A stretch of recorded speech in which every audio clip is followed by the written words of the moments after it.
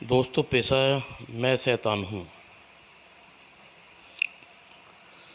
चलो दोस्तों, शुरू करते हैं। जज साहब, मुजरिम के कटघरे में खड़ा चेहरे से भला लगने वाला नरेश मेहता नामक यह व्यक्ति असल में दरिंदा है, और इसका सबूत यह है कि इसने एक मासूम को घातक तेजाब से मौत में स्नान कराना चाहा, लेकिन शायद वह मासूम की किस्मत में मौत नहीं लिखी थी। तभी तो उसने अपने दादा से यह जिद की, पहले नहाए। पोते की बाल हट के सामने एक एक दादा को झुकना पड़ा और उसे नल के नीचे बैठ गई, और नल खोलने से सीधा मौत के मुंह में पहुंच गई। इसलिए जज साहब, मेरा आपसे निवेदन है कि ऐसे मुजरिम को सख्त से सख्त सज़ा दी जाए, ताकि कानून के खिलाफ तलवार करने वालों को अच्छा सबक मिले। That's all your honour. जज ने फैसला सुनाया। यह अदालत नरेश मेहता को मुजरिम करार देते हुए 10 साल की सज़ा सुनाती है। ओह, मैं बेकसूर में फंस गया, क्योंकि प्रोफेसर गुप्ता के पिता की का हत्या मैं नहीं, वह शैतान है, जिसने विडंबना यह है कि वह अपनी सफाई में कुछ नहीं कह सकता। हा हा हा। बताए नरेश मेहता, बता दे, सबको मेरी असलियत बता दे, लेकिन ध्यान रखना, मेरी असलियत जानने वाले के बाद आज तक जिंदा नहीं रह पाएगा। हा हा हा हा हा। और जेल में चीख मार कर तेज नरेश मेहता उठ बैठा। उफ, फिर वही सपना, फिर वही घटना। आज से 6 साल गुजर गए जाने के बाद भी मुझे ऐसा लगता है जैसे अभी कुछ ही पल की बात है। मुझे हर समय ऐसा लगता है जैसे मैं जीत के नशे में वह शैतान ठहाके लगा रहा है, और ठहाके मेरे कानों में पिघले शीशे की मादिर प्रवेश करते जा रहे हैं। अब उस शैतान की शैतान लीलाएं पूरे जोर पर होंगी। उसका रहस्य जानने वाले या तो मैं जिंदा हूँ या फिर अंजू, लेकिन वह दोनों ही जिस्म जिस हाल में है ना होने के बराबर हैं, क्योंकि यहाँ जेल काल कोठरी में बंद हूँ, वहीं अंजू पिछले 6 सालों से कोमा में हालत में अस्पताल में पड़ी है। किसी तरह वह होश में आ जाए तो बात बने, और अंजू की लंबी बेहोशी सिर्फ नरेश मेहता को ही नहीं, गुप्ता परिवार को वालों को भी परेशान कर रखा था। जाने कब अंजू की बेहोशी टूटेगी। कहीं अंजू सिटी हॉस्पिटल में बेड पे सीधा शमशान ना पहुंच जाए। भगवान ना करे ऐसा हो। पृथ्वी किरण किरण स्पीकर फोन से निकलने सवर गौर से सुनने लगे।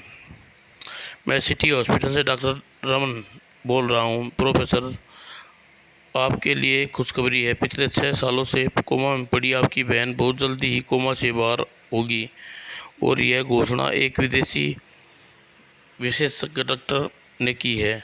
उसका दावा है कि एक छोटे से ऑपरेशन के बाद अंजू ठीक हो जाए कर देंगे तुरंत, परंतु हॉस्पिटल पहुंच जाइए, और ताकि कागजातों पर साइन लेकर ऑपरेशन की तैयारी की जा सके। यह तो बहुत खुशखबरी की बात है डॉक्टर, मैं आ रहा हूँ।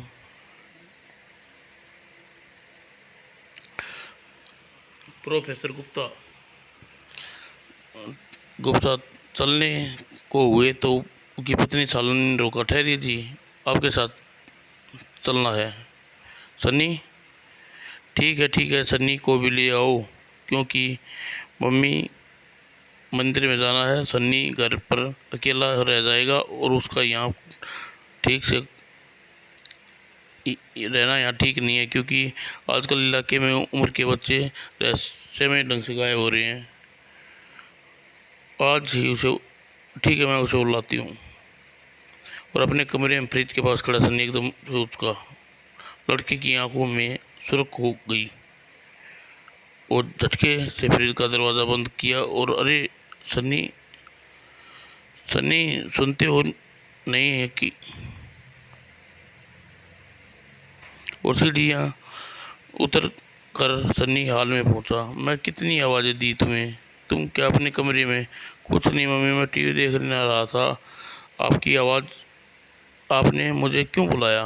चलो हमारे साथ बेटा, आओ।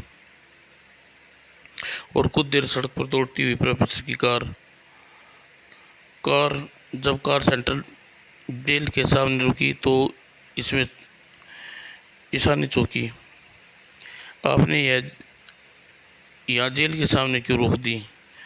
मैं आज आखिरी बार जेल में बंद नरेश मेहता से मिलने जाना चाहता हूँ, क्योंकि उसे बता दूँ कि जिस राज को वह वर्षों से अपने सीने में छिपाए हुए है, उसे जल्द ही खुलने वाला है। आज नरेश अंकल से मिलने मैं भी आपके साथ चलूँगा पापा। ठीक है, आ जाऊँ। और प्रोफेसर गुप्ता के साथ सन्नी भी कार से निकला। ये चिप्स का पैकेट किस लिए है सन्नी? मैं इसे नरेश अंकल को दूंगा। और जेल में, ठीक है नरेश, तुम आज भी मुझे कुछ नहीं बताना चाहते, कोई बात नहीं, लेकिन तुम्हें बता दूं कि यह रहस्य अब रहस्य नहीं रहने वाला, क्योंकि ऑपरेशन डॉक्टर्स ने कहना कि अंजू जल्द ही होश में आना, क्योंकि जानकर खुशी हो तो हुई ना होगी। और नरेश एपलक विश्वास से खड़ा था। जी नहीं प्रोफेसर साहब, क्योंकि मैं अंजू को वापस वाले होश में आने से उसकी मौत का कारण बन जाएगी सकते हैं। ये क्या बकवास है? ये बकवास नहीं, सच्चाई है प्रोफेसर साहब, लेकिन मेरी मजबूरी है कि मैं इस सच्चाई को आपको साबित नहीं कर सकता। क्या है तुम्हारी मजबूरी, बताओ, वही मैं जानना चाहता हूँ। और सारी प्रोफेसर, मैं आपको नहीं, कुछ भी नहीं बता सकता। और अचानक की बोल नरेश मेहता सामने देख कर चौंका। अरे यह लड़का कौन है? जवाब लड़के ने दिया। मुझे पहचाना नहीं नरेश अंकल? मैं सन्नी हूँ, आपका प्यारा सन्नी। ओह माय गॉड, यह शैतान इतना बड़ा हो गया। कहिए अंकल, ठीक तो हैं? उफ, इतनी जलती हुई आंखें, बर्फ की मात्र ठंडी सवर दर्शा रही हैं कि यह जल्द ही कोई शैतानी खेलने वाला है, लेकिन इसके खेल का शिकार कौन होगा? अंजू? हाँ, अंजू हो सकती है वह शिकार, क्योंकि प्रोफेसर साहब के कहे अनुसार अंजू जल्द ही होश में आने वाली है। चूँकि अंजू को वह खंजर के सारे के बारे में सब कुछ जानती है, इसलिए वह ज़रूर मरेगी। लेकिन अंजू जिंदा रहना मेरे लिए अत्यंत आवश्यक है, क्योंकि वह नहीं जानती कि इस समय आमंत्रित खंजर कहाँ है। लेकिन मैं उस जेल की चारदीवारी में रहकर उसे बचाऊंगा कैसे? और ग- अगले आपके गले में ताबीज़ नरेश मेहता को कुछ ना दिखाई दिया। अपने गले में पड़े ताबीज़ के सिवा नरेश मेहता कुछ न दिखाई दिया। यह ताबीज़ यहाँ जेल में मुझे मिले सन्यासी ने दिया था और कहा था झूठे केस में फंसा कर यहाँ पहुँचने पर उन्हें कहा था कि आज यह ताबीज़ करामाती है, देखते हैं अपना करामात दिखाता पता या नहीं। क्या सोचने लगे नरेश? कुछ नहीं प्रोफेसर साहब, आप मुझसे मिलना यहाँ आए इसके लिए शुक्रिया। सचमुच अंजू, अब सगू अंजू को मैं अपनी सगी बहन जैसी समझता हूँ। अंजू की भलाई के लिए आप कुछ दे सकता हूँ। आप उसे ले जाके इनकार तो नहीं करोगे? क्या देना चाहते हो तुम? यह ताबीज मेरी आस्था है कि इसे रहते अंजू का कोई बाल विवाह का नहीं कर सकता। तुम जानते हो कि नरेश, मैं इन बातों पर विश्वास नहीं करता, लेकिन तुम अंजू को अपनी बहन मानते हो, इसलिए तुम्हारी आस्था को ठेस नहीं पहुंचना चाहता। मैं इसे तुम्हारी तरफ से जाकर अंजू के गले में डाल दूंगा। धन्यवाद डॉक्टर साहब।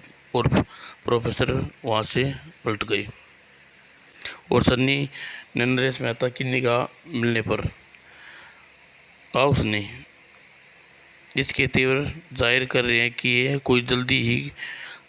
कोई जीती बाजी हार गया। यही तेवर देखने के लिए मैं वर्षों से तड़प रहा था। अच्छा, मैं चलता हूँ नरेश अंकल, उम्मीद है कि हम दोबारा भी मिलेंगे। और अचानक सन्नी ने एक झटके से चिप्स का पैकेट नरेश मेहता के हाथ में थमा दिया। मैं चाहता हूँ नरेश अंकल, मुझे उम्मीद है कि दोबारा भी मिलें। और सन्नी तेजी से चल गया और पीछे छोड़ गया नरेश मेहता के पिंजरे में बंद सिंह की भांति झपटाए हुए। काश कि इन सलाखों का रास्ता न रोका होता तो मैं उस शैतान का खून से नहला देता। और अगले ही पल धुरधराहट अपने बैरक में पहुंचकर नरेश मेहता ने चिप्स का पैकेट फाड़ता है और अचानक, अरे! नरेश मेहता पैकेट अपने से दूर उछाल देता है। उफ नहीं! क्या देखा उसने चिप्स के पैकेट में? आश्चर्य से झटका लगा उसे। उधर सिटी हॉस्पिटल में। तुम यहीं बुआ के पास रहना सन्नी, हम अभी डॉक्टर से मिलकर आते हैं। अच्छा पापा। और दोनों चली गई और रह गई सन्नी। यह सन्नी जिसकी लाल आंखें सुर्ख दाहिनी आंखों में बेड पर लुटी अंजू से टकराई। इसे मारना बहुत ज़रूरी है और इसे मारने के लिए सिर्फ ऑक्सीजन मास्क इसके चेहरे से अलग करना होगा।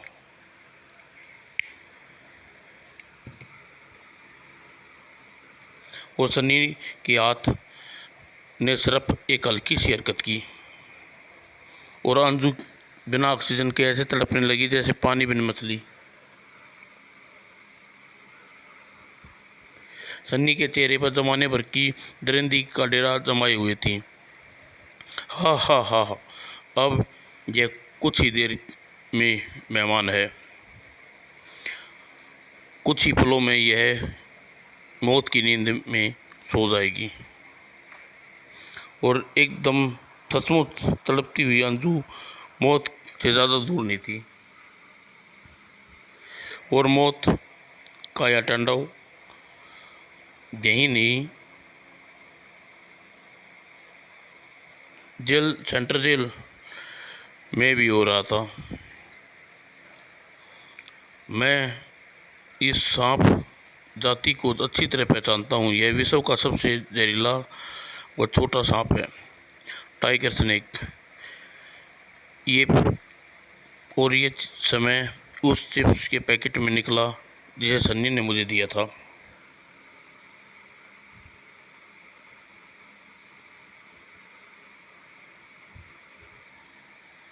इसका मतलब यह हो सकता है कि शैतान मुझे इस सांप का डसवा कर चाहता है।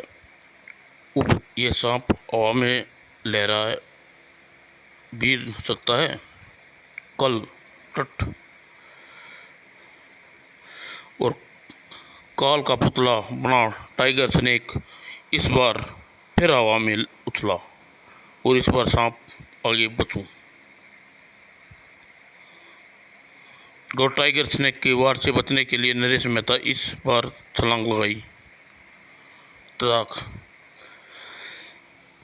और दीवार से टकरा कर उसे सिर दर्द गया और पल भर के लिए भूल गया कि उसके सिर पर जहरीली मौत नाच रही है।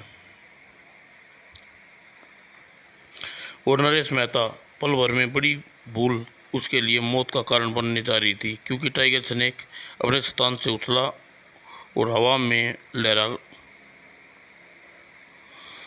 और अब मौत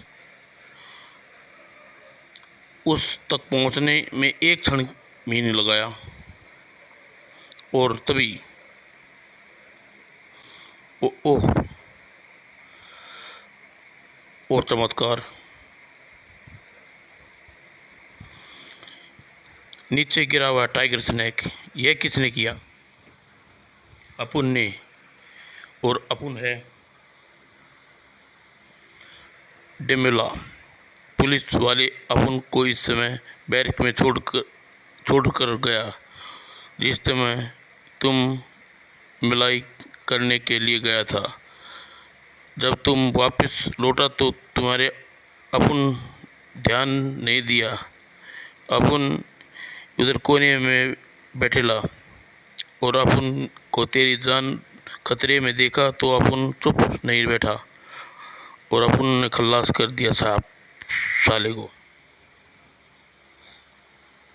लेकिन सच बोलना, अपुन मालूम नहीं कि अपुन ने जो किया कैसे किया, मालूम नहीं कि अपुन इतनी ताकत कहाँ से आई कि अपुन थाली को कागज़ की तरह माफ़ी फाड़ डाला। ये जैसे भी हुआ दोस्त, लेकिन तुमने मेरी जान को बचाई है। तुम्हारा एहसान ज़िंदगी भर नहीं भूलूंगा। अरे छोड़ो यार, अपुन को तुरंत दोस्त बोला। और एहसान कैसा? अब अपुन यहाँ कोठरी में बैठ मज़े से बातचीत करने का अपन का साथ ही समय गुजारेगी। और डिमोला की नरेश मेहता से सिर मंडराती मौत का अंत हो गया। उधर अस्पताल में अंजू के सिर पर मौत बस्तूर नाच रही थी। हा हा तड़प तड़प कुत्ते और तड़प, हा हा। और तभी वो डॉक्टर यहाँ आ रहे हैं। ओह प्रोफेसर और उसकी पत्नी भी जल्दी वापस लौट रहे हैं। मुझे यहाँ से हट जाना चाहिए। और कमरे में प्रोफेसर गुप्ता और शालिनी कम भुचके रह गई। अरे यह अंजू के चेहरे पर ऑक्सीजन मास्क हटाया हुआ है। अरे यह मास्क उसके चेहरे पर लगाना लगता है। डॉक्टर को बुलाओ जल्दी। डॉक्टर। और शालिनी की पुकार से डॉक्टर तुरंत ही पहुँचे। शुक्र है आपने सही समय पर इसके मुंह पर मास्क लगाकर इसकी जान बचा ली। आसार यह पल की भी देरी हो गई होती तो अचानक ठिठका। अरे यह क्या? इसके तबीयत गले में किसने डाला? मैंने।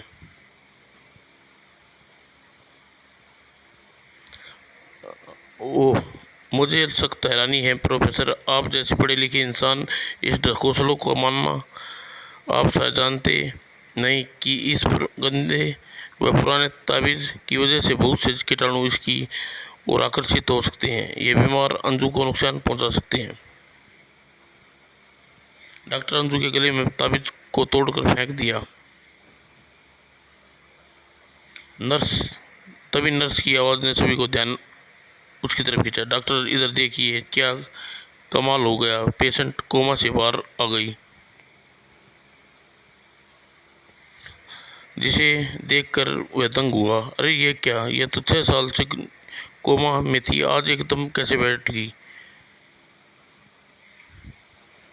एकाएक नहीं, ये पेशेंट कोमा से बाहर आने का कारण थोड़ी देर पहले की स्थिति थी, जो मौत से लड़ते ही इसके शरीर को मानसिक नसों को झटका दिया और चेतना अवस्था में पहुंचा दिया और इसके शरीर में चेतना को लौटाया।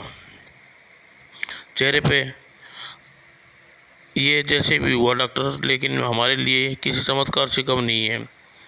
हम अंजू को हम तो अंजू के जीने की आस छोड़ बैठे थे, और जहाँ यहाँ मौजूद प्रत्येक शख्स के चेहरे पर खुशी ना छूटी, और वह शख्स ऐसा भी मौजूद था जिसके चेहरे पर दरिंदगी तांडव कर रही थी, और वह चेहरा था सन्नी का। सालों बाद होश में आई अंजू की निगाह सन्नी पर पड़ी, और अंगारे के देखती आंखें को खूब पहचानती है। सन्नी की आंखें के सामने वह लड़की सन्नी है। वह मुझे मार डालेगा, अब मुझे मार डालेगा। और भय से कांपती अंजू और अतच हरकत की, भैया मुझे बचाइए, सन्नी मुझे मार डालेगा। अंजू ये क्या कह रही है, तुझे क्या उठपटांग बक रही है? मैं सच कहती हूँ भैया, सन्नी मुझे मार डालेगा। लेकिन अंजू इससे ज़्यादा मुंह ना खोल सकी, क्योंकि ठीक उसी पल छत पर लटका पंखा, भारी पंखा लहर की तरह टूट पड़ा, कहर की तरह। और सभी डॉक्टर अंजू की तरफ लपके, पंखा उठाओ। अंजू मेरी बहन, तुम ठीक हो ना?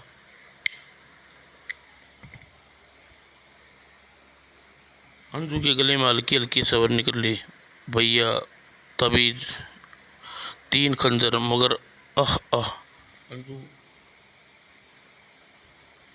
अंजू आखिर बोलती सदा के लिए बंद हो गई। अंजू होनी कितनी बलवान है। 6 साल बाद कोमा के बेचारी होश में आते ही कुछ पल नहीं बीते, ऊपर से संयोग गिरे हुए सीलिंग फैन को उसे मौत की गोद में पहुंचा दिया।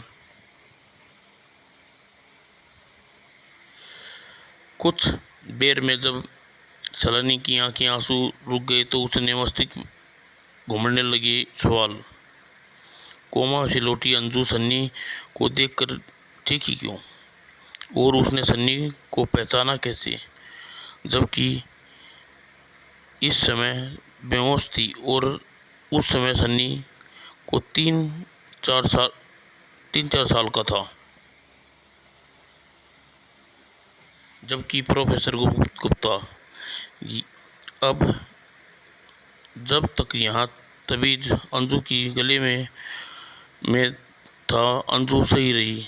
इस तबीज के टूटते ही उसे मौत अपने आगोश में ले लिया। कहीं यह तबीज सचमुच करामाती तो नहीं?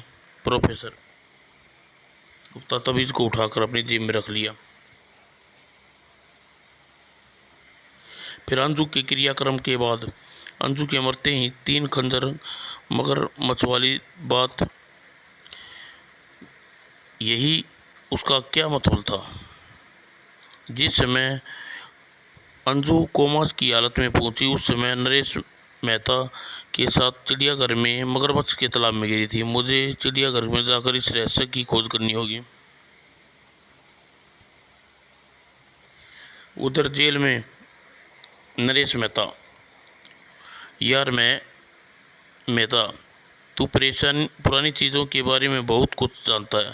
अपन के पास पुरानी माल पड़ा है, क्या तू अपन को बताएगा कि किस तरह उसका ज़्यादा से ज़्यादा रोकड़ा अपन के हाथ में आ सकता है? क्या है तुम्हारे सामान है तुम्हारे पास? हिमोला डिमोला ने सामान के बारे में बताया। ये सामान तुमको कहाँ मिला? अरे अपन जैसे आदमी ऐसा माल चोरी के सिवा कहाँ से लाएगा?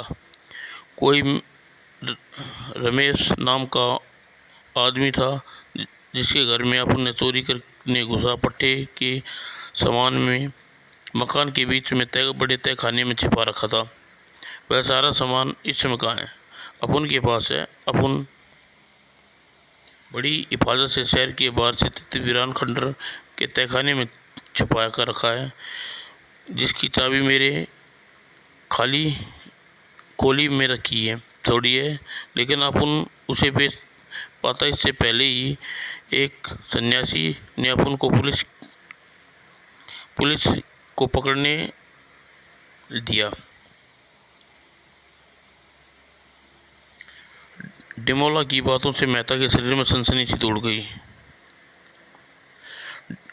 डिमोला उन पुराने सामान की बात कर रहा है। सामान तो वही है जिसे रमेश म्यूजियम से चुरा कर दिया था और सामान के बल पर रक्त प्यासा बन गया था।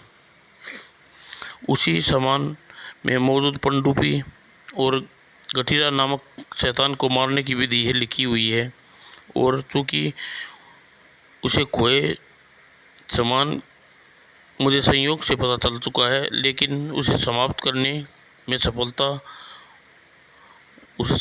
की सफलता हो सकता है हूँ। विस्तार से जानने के लिए पढ़े रक्त प्यासा।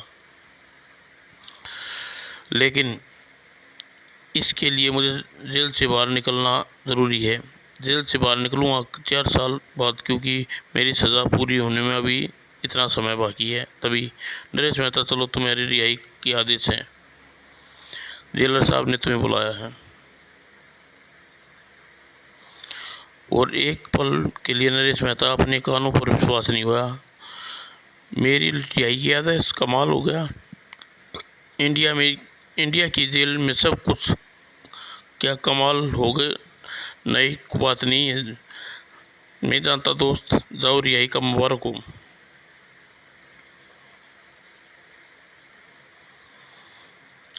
गौर, अपने घर का पता बता दो, मैं तुम्हारी बीवी और बच्चे को तुम्हारी खबर पहुंचा दूंगा। अगर तुम छूटकर बाहर आओ तो तुम से मिलने तुम्हारे घर जरूर आऊँगा। वो सारा सामान हासिल करने के लिए इसके घर का पता जानना ज़रूरी होगा। अपन की गोली का अक्खा रामनगर जानता है, वहाँ जैसे किसी से भी पूछ लेना, अपन के घर छोड़ आएगा। नरेश मेहता गार्ड के साथ चल दिया। अच्छा दोस्त, good bye, god bless you. और जल्दी नरेश मेहता जेल से बाहर था। मेरी रिहाई किसी चमत्कार से कम नहीं है। मुझे इसका भरपूर फ़ायदा उठाकर डिमोला के घर उस सामान को प्राप्त करने के लिए पहुंचना चाहिए। और रामनगर इलाके में पहुंचकर नरेश मेहता ने डिमोला का घर ढूंढने में ज़्यादा परेशानी नहीं हुई। वह डिमोला का घर, उसके दरवाजे सामने एक खेलती बच्ची, शायद उसी की लड़की है।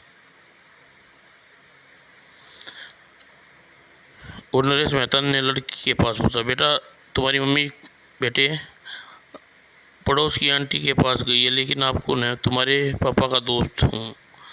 अब ज़रा अपनी मम्मी को बुला कर लाओ, तुम्हारे पापा के बारे में बात बताना है।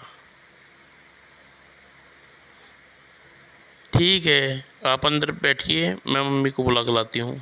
लड़की एक तरफ दौड़ पड़ी और नरेश मेहता घर में दाखिल हुआ। वह लड़की यह अच्छी, जब लड़की और मम्मी लेकर आएगी तब तक मेरे अपने मकसद में कामयाब होने जिसके लिए यहाँ आया हूँ। और नरेश मेहता ने तेज़ी से चप्पे चप्पे का छानना शुरू कर दिया। पूरे घर की अच्छी तरह तलाशी ले ली, लेकिन चाबी कहीं नहीं मिली। क्या डिमोला मुझसे झूठ बोला? नहीं, उस स्थिति का डिमोला मुझसे झूठ नहीं बोल सकता। वह चाबी यहीं कहीं ज़रूर होनी चाहिए। और नरेश मेहता का सवाल मानो किसी खुदाई के काम में लग गया। ओह! और पत्थर ज़मीन पर धंसना यह बात साबित करता है यह ज़मीन भुरभुरी है, अतः अभी हो सकता है यहाँ गड्ढा खोदना। और घर में गड्ढा कोई खोदता जब उसके महत्वपूर्ण चीज़ छुपानी होती है। यह चीज़ चाबी हो सकती है। नरेश मेहता ने मेहनत रंगदाई, वह चाबी मिल गई। और चाबी हासिल करने के बाद नरेश मेहता एक पल भी वहाँ नहीं रुका। डिमोला की पत्नी और बच्ची को आने से पहले मुझे यहाँ से दूर निकल जाना चाहिए। और जल्दी नरेश मेहता डिमोला के खंडर के बाहर सामान की तलाश सारा सामान बरामद कर चुका था। यह सामान लेकर अब मुझे प्रोफेसर के घर पहुंचना होगा ताकि अब इल्ज़ाम चाहे जो भी हो उसे सारी बात बता देनी चाहिए। और नरेश मेहता प्रोफेसर गुप्ता के घर में दाखिल होती ही बिल्कुल पड़ी। हत्यारे, तेरी हिम्मत कैसे हुई हमारे घर में आने की? चले जाओ यहाँ से। आप मुझे गलत समझ रही हैं भाभी जी। यह बात मैं जल्दी ही साबित कर दूंगा। प्लीज़ आप मुझे घर बताइए। प्रोफेसर साहब इस समय कहाँ हैं? इस समय किसी ज़रूरी काम से चिड़ियाघर गए हैं। ठीक है, मैं उसका वहीं जाकर मिलूँगा। सन्नी नहीं दिख रहा, वह कहाँ है? वह अपने दोस्त के साथ खेलने गया है, लेकिन उसके मिलने की कोशिश मत करना। मैं नहीं चाहती तुम उसके साथ तुम्हारा साया भी उस पर पड़े। और ड्राक दम उफ, सरानी भाभी ने मेरी कोई बात नहीं सुनने को तैयार नहीं है। अब मुझे प्रोफेसर साहब से मिलने के चिड़ियाघर जाना होगा। बेहतर है रमेश वापस लौट आए। और जाता देख सलानी को राहत की सांस ली। अच्छा हुआ चला गया। अगर अंदर आ जाता तो जान जाता कि मैंने सन्नी के बारे में उसे झूठ बोला है। असल में सन्नी कमरे में है, लेकिन मैं उसे सन्नी से नहीं मिलने देना चाहती। यह शुरू से ही सन्नी के पीछे लगा हुआ है। सन्नी को बता दूं कि वह सावधान रहे। और सीढ़ियों पर चढ़ी और नरेश मेहता लौट गया। शालिनी सन्नी के कमरे में पहुंची। कमरा तो खाली है, सन्नी कहाँ गया? आगे देखती हूँ। और जल्दी सन्नी नजर आया। वह रहा अपने फ्रिज के पास। लगता है कुछ रंग रहा है। और शालिनी के कंठ से एक दहशत भरी चीख और खून से लथपथ चेहरा। फिर एक झटके में पलट कर भागी। नहीं सन्नी नहीं, मेरा सन्नी, यह तो शैतान है। और हाँ, शैतान हूँ मैं, लेकिन मेरी यह राज जानने वाला तक जिंदा तू नहीं रह सकती। और पलक झपकते ही सलानी की पीठ पर सवार हो गया। ओह सन्नी, छोड़ दे मुझे, मैं तेरी माँ हूँ। बेखूबसूरत सन्नी नहीं, शैतान हूँ। आह, हा हा हा हा हा हा, शैतान हूँ, हा हा हा। और अचानक ही सन्नी की ठाकों में हावी होती चली गई गिद्ध की आवाज़। चींच चींच चीं। बुरी तरह चौंक गया सन्नी। घायल अजगर की मादिर पुकारा। ओह मेरा नहीं, पीछे लगाना का काम। वह सचमुच मेरी मौत का सामान ढूंढना फिर रहा है, लेकिन शायद वह जानता नहीं गठीरा को मारने के लिए सोचना वाला भी खुद मारा जाता है। जा अपने और साथियों को लेकर गिद्ध, आज मेरी तरफ से तुझे सबको पेट भर भोजन खाने को मिलेगा। और राजनगर चिड़ियाघर में लगता है आपने उस तालाब में मगरमच्छ में कोई खास लगाव है मिस्टर प्रोफेसर। ऐसी बात नहीं है मिस्टर राजन, दरअसल मगरमच्छों के उस तालाब में महत्वपूर्ण वस्तु ढूंढना चाहता हूँ। शायद वह 6 साल पहले की वाली दुर्घटना में गिर गए थे। आपको जिस वस्तु की तलाश है वह 3 विचित्र किस्म के खंजर हैं। हाँ, वही खंजर चाहिए मुझे। लेकिन आपको कैसे उनके बारे में पता चला? दरअसल 5 साल पहले हमारे चिड़ियाघर के तालाब में मगरमच्छ रहस्यमय तरीके से मारे गए। उनकी मृत्यु के कारण जानने के लिए हम पोस्टमार्टम कराया तो उनके पेट में लेडीज बैग निकला, जिसमें 3 खंजर रखे हुए थे। वे खंजर आज भी चिड़ियाघर में रखे हुए हैं। मैं इन खंजरों को लेकर जाना चाहता हूँ मिस्टर राजन।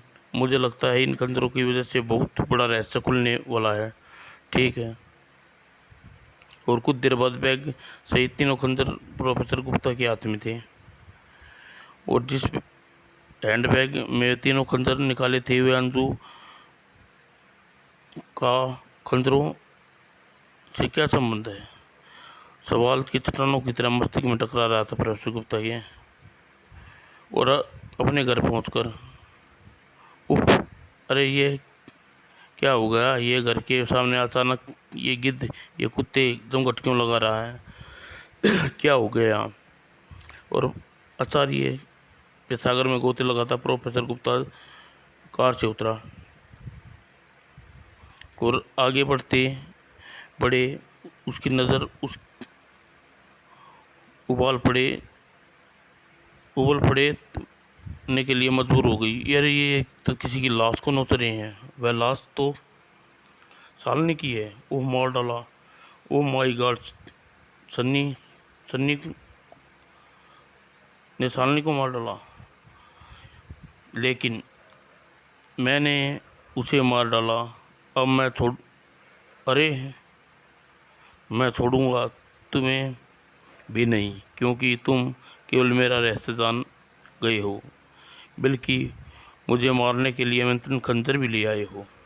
ओह, आखिर तूने अपना शैतानी रूप दिखा ही दिया। मेरा यह शैतानी रूप देखकर एक बार जिंदा नहीं बच सकता प्रोफेसर गुप्ता। वो शैतान सन्नी ने एक ठोकर में उछाल दिया प्रोफेसर की खोपड़ी, और अपने को संभालने का प्रोफेसर ने पूरा खूंखार ढंग से, सन्नी तुम्हें पत्नी, तब तुम्हारी पत्नी की तरह तुम भी, शरीर भी मेरे साथियों की भूख मिटाएगी। अरे ये क्या? अचानक ही मेरे पास पहले ठिनक गया। ओह, और सन्नी ने एक झटके से पीछे हट गया और प्रोफेसर गुप्ता तुरंत ही अपने सवाल का जवाब मिल गया। ओह, मेरी जेब में पड़ा ताबीज जो नरेश मेहता ने अंजू के गले में डालने के लिए दिया था, वह उसी का प्रताप है। यह मेरे पास नहीं पटकने पाया। अब इसकी बात साबित करती है कि यह ताबीज उसकी बहुत बड़ी कमजोरी है और मेरी बहुत बड़ी ताकत है। प्रोफेसर गुप्ता ने ताबीज को अपनी कुर्ते की जेब से निकाला और लहराया। सनी चीखता हुआ कई कदम पीछे हट गया, और उसी मौके का फायदा उठाते हुए प्रोफेसर गुप्ता उसके खंजर उठा पास पड़ी खंजर उठाकर और अपने हाथों में उन खंजरों को तेरे सीने में घोप कर तिरांत कर दूंगा शैतान। आज ही इस ताबीज के पीछे कर ले, हटाओ उसे, वरना मैं जल जाऊंगा। आहा, सन्नी इस तरह चीखा और किसी का ध्यान अपनी तरफ खींच लिया। और क्षण, ओह सत्यानाश! गिद्ध झपटे से मारकर ताबीज अपने हाथ ले उड़ा और अगले ही पल बढ़ाम सांड की तरह सन्नी प्रोफेसर गुप्ता से टकराया। और अब तुम्हारे तभी शक्ति नहीं है। अब मेरे हाथों मरने से कौन बचाएगा? मैं, नरेश मेहता, प्रोफेसर साहब को मैं बचाऊंगा शैतान, आमंत्रण पर्चे से तेरे टुकड़े टुकड़े करके। नरेश मेहता तुम, मगर जेल से यहाँ कैसे? यह एक लंबी कहानी है प्रोफेसर, बाद में बताऊंगा, क्योंकि यह बताने के लिए ज़रूरी है इस शैतान का ख़त्म हो जाना। यह शैतान मेरी मजबूरी है प्रोफेसर। मैंने बरसों इसका राज अपने छुपाए रखा, क्योंकि जिसके भी ये शैतान के बारे में पता चला उसे इसने ख़त्म कर दिया। तुम सबकी जान बची रही, इसलिए मैं जुर्म सह कर चुप रहा। लेकिन यह आज यह शैतान हमेशा के लिए चुप हो जाएगा, क्योंकि इसके हाथ में आमंत्रण खंजर, मेरे हाथ में पर्चा, ये हरगिज नहीं बच सकता। क्रोध से भरा नरेश की निगाह सन्नी पर पड़ी। तेज करवट लगा। मौत जिसके सिर पर नाच रही है वह भी मुस्कुरा रहा है। मुस्कुराने का राज मुझे सावधान रहना होगा। और नरेश मेहता ने सावधान होते ही पहले सन्नी मुस्कुराने का राज पाया। उफ! इस समय बिल्ली के तीव्र किसी ढंग खुखार शेर से अधिक खतरनाक है। इसे ज़रा भी मौका मिला तो यह मुझे चीर फाड़ कर रख देगी। और इसे ख़त्म करना कोई भी मौका चूकने का मतलब मौत होगा। और खतरनाक बिल्ली का अंजाम तक पहुंच गई। और हिंसक बाहुल्य नरेश मेहता, खुखार प्रोफेसर, बीच में लपक कर रह गया। सन्नी, आज तुझे तेरी शैतानी शक्ति नहीं बचा सकती। शैतान, अब होगा तेरे शैतानी जीवन का अंत। और प्रोफेसर के हाथ में आमंत्रण खंजर और नरेश के हाथ में पवित्र तलवार हवा में लहरा उठी। और दूसरे क्षण एक चीख वातावरण में गूंजी। आ खचाक की आवाज़ के साथ धड़ अलग हुआ और गर्दन दूर लुढ़कती चली गई। समाप्त होगी दोस्तों।